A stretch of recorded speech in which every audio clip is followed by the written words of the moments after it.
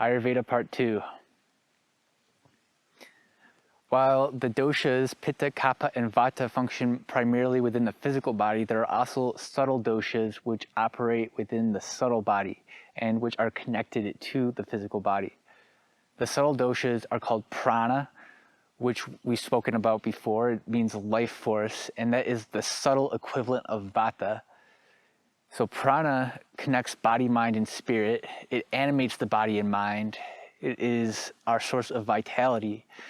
And one of the most effective ways of working with prana is through pranayama, which are breathing techniques.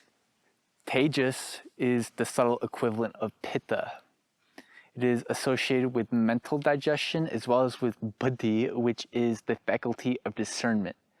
So there are different parts of the mind that are described in the Sankhya philosophy, one of which is buddhi. It's often translated as the intellect or awareness or the conscience, none of which are exact translations, but basically it is part of the mind that enables us to discern and to analyze, and it is,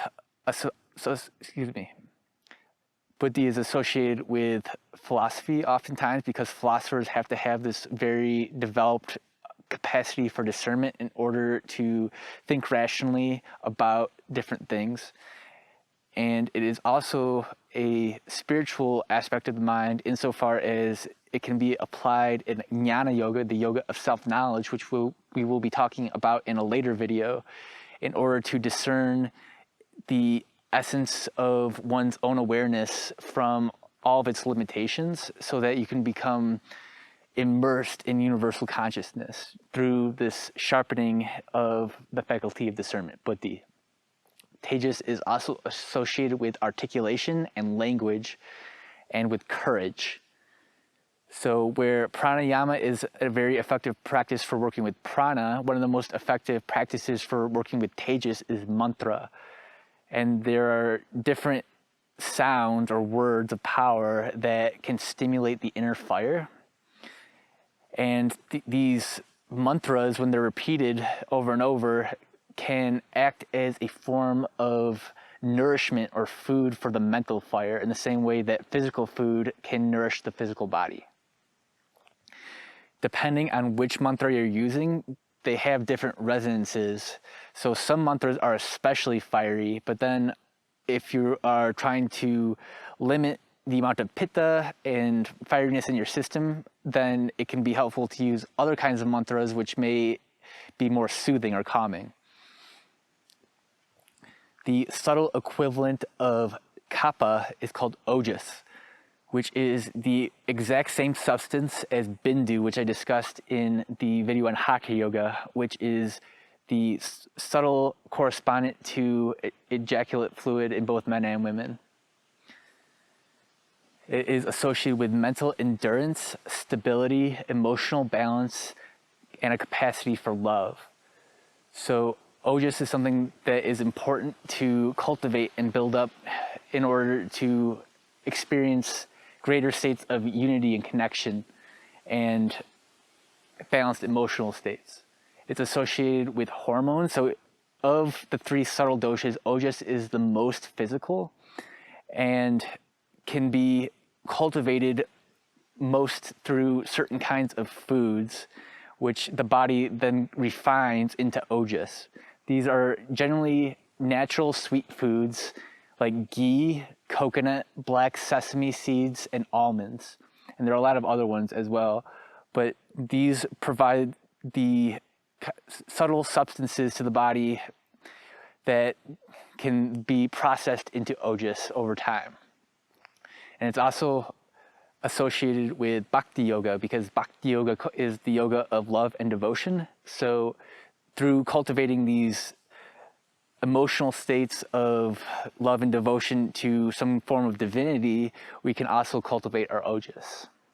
There are a lot of different forms of medicine that are used in Ayurveda, including different kinds of herbs and other forms of treatment. But one of the primary forms of medicine in Ayurveda is actually food and working with somebody's diet in a way that is going to harmonize the different elements in their body and promote health and immunity to disease. So 2 words that are important to know about the way that the body digests food and supports immunity are Agni and Ama. So Agni is the inner fire, which is closely associated with Pitta as well as Tejas, that is associated with physical and mental digestion. It is said in Āyurveda that indigestion is the root cause of all diseases because indigestion weakens immunity and allows external forms of disease to have a greater impact on the body, and also promotes different kinds of internal imbalances that can lead to physical and mental health issues. So we want to build up a strong inner fire, but like an external fire that has to be contained and channeled in a certain way. Otherwise it can grow out of control or it can grow too weak. And we don't want either of those extremes. We want a strong, healthy inner fire that is contained and able to process our emotions and the foods that we are taking in. Ama is toxic buildup that results from indigestion. So partly it can be a physical buildup, but also on a subtle energetic level, there are things that start to build up in the subtle body from unprocessed experiences and emotions and traumatic memories and things like that. And these toxic elements within the body can interact in ways that cause disease. So building the inner fire helps to digest this toxic buildup, and also can help to promote the cultivation of ojas as well. But again, it has to be in balance. The inner fire has to be in balance because the heat, if it is too strong, can also burn up ojas.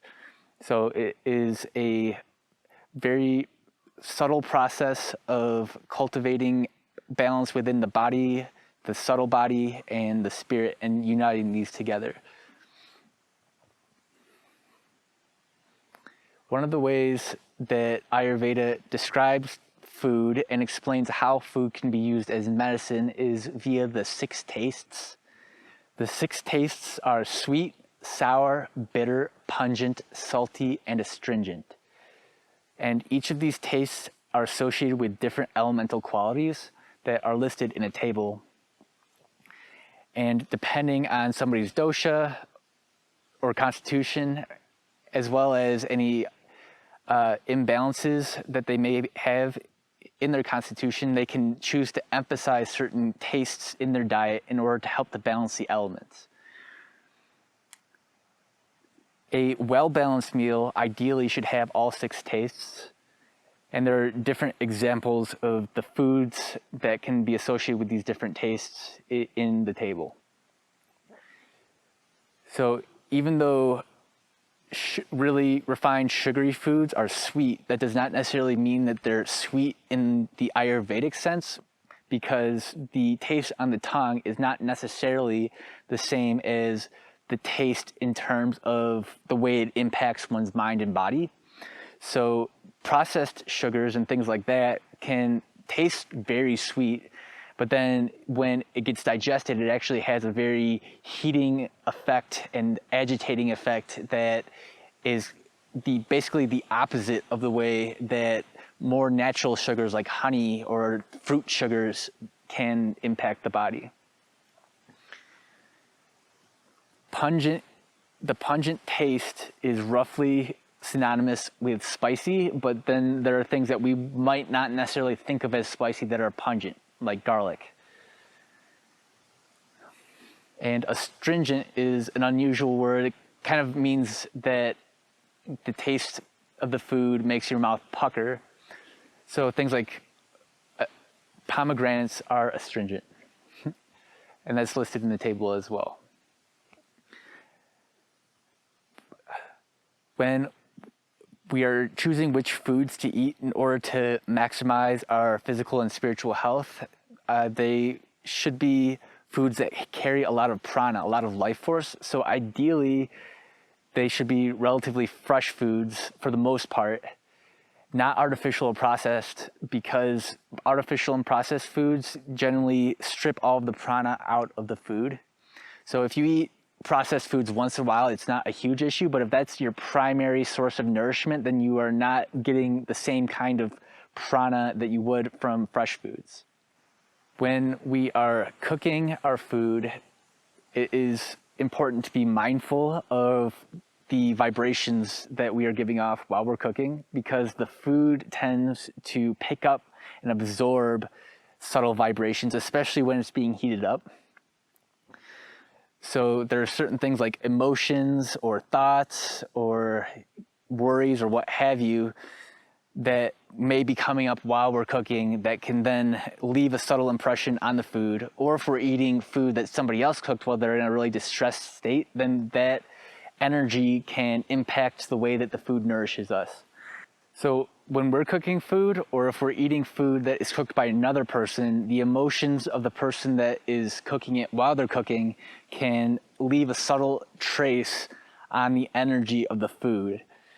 So ideally, we should be in an uplifted spiritual state of mind, and that can't always be the case in every situation, but generally speaking, we should be trying to express gratitude and love and these kinds of emotions, especially if we're feeding other people, and then our emotions might impact them. And it is important to be mindful also of whose food you're eating and the kind of mind state that they may be in while they're cooking. Certain guidelines or advice for cooking that are given by Āyurveda include using a mantra while you're cooking, so repeating the mantra in order to give the food a nice spiritual vibration. It can also be sitting while you eat to encourage good digestion, having a settled atmosphere, eating at a moderate pace, not too slow and not too fast, and giving thanks, having gratitude for the food that you've been giving. And one of my Ayurvedic teachers told us that beer and franks with cheer and thanks is better than beans and sprouts with moans and pouts. So that means that if you are thankful and grateful for the food that you've been given and are expressing positive emotions while you're eating, that will nourish you more, even if it's relatively unhealthy food, than if you are eating really healthy food like beans and sprouts that you are complaining about and unhappy about.